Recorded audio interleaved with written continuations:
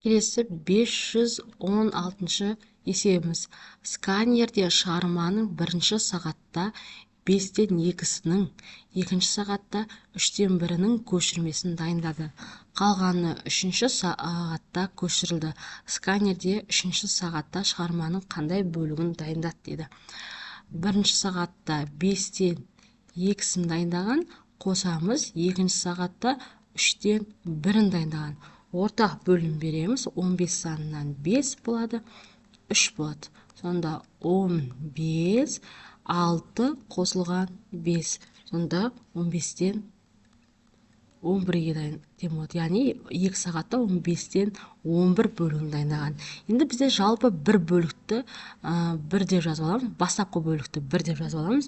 Одан азайтамыз 15-тен 11-ді. Бір санын бөлшектің бөліміне сәйкес 15-ке келтіреміз. Сонда 15-тен 15 деп жазып алсақ болады. Сонда 15 азайтылған 11 болады. Сонда 15-тен 4-ке тең болады екен. Сонда сканер 3-ші сағатта шығарманың 15-тен 4 бөлігін дайындаған екен. Келесі 517 есебіміз. Марат 2 балық аулап алды. Бірінші балықтың массасы 10-нан 9 килограмм. Бірінші балықтікі 10-нан 9 килограммға тең екен. Ал екінші балықтың массасы 5-тен 1 килограммға тең. Килограмм жеңіл екен.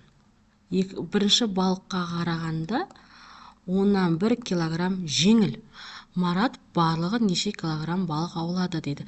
Ол үшін бірінші біз екінші балықтың массасын тауып аламыз. Ол бізде бірінші балыққа қарағанда 5-тен 1 килограмм жеңіл екен.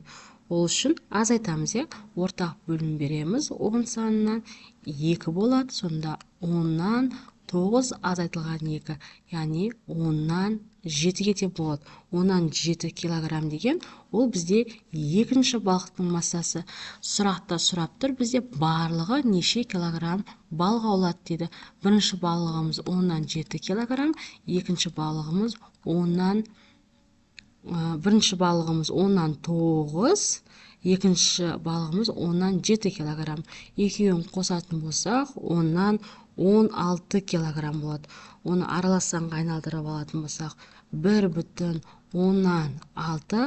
6 мен 10 санын 2-ке қысқартып жіберсек, 1,5-тен 3 килограмм болады екен. Барлығы 5-тен 3 килограмм аулаған екен. Келесі 518 есебіміз. Қауызға 3 құбыр жіберілген. Бірінші құбыр 6 сағатта, ал екінші құбыр 8 сағатта қауызды сумен толтырады. Үшінші құбырмен толық қауыздағы су 4 сағатта ағып бітеді. Құбырлардың үшеуі де бір уақытта ашып қойса, 1 сағаттан соң су қауызда қандай бөлігі қалады дейді. Бірінші құбыр 6 сағатта, яғни бір қауызды 6 сағатта толтырады екен. Қосу, бір қауызды екінші құбыр 8 сағатта толтырады.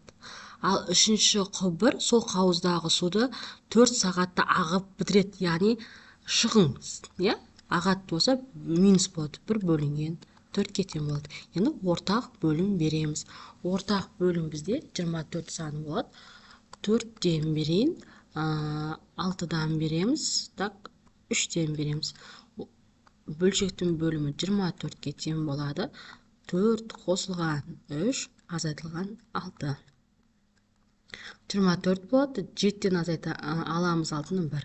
Яғни 24-тен 1 бөлігі қалады екен. Келесі 519 есебімізде 4 шеңбердің қиылысулары көрсетілген графикті дәптерге үздіксіз сызықпен сызып көрсетіңіздер. Сызу бағытын көрсетіңіздер дейді. Бастапқы нүктеден алып бастайық, былай жүреміз, келеміз де былай жүрейік. Одан төменге қарай түсеміз. Одан кейін астыңғы бөліктерге барайық. Одан кейінгі төменге түсеміз. сөйтіп жоғарылатып былай мына бір бөлікке келеміз. Жоғарылатып шығамыз да былай айналып қайтадан бастапқы орынға келеді екенбіз.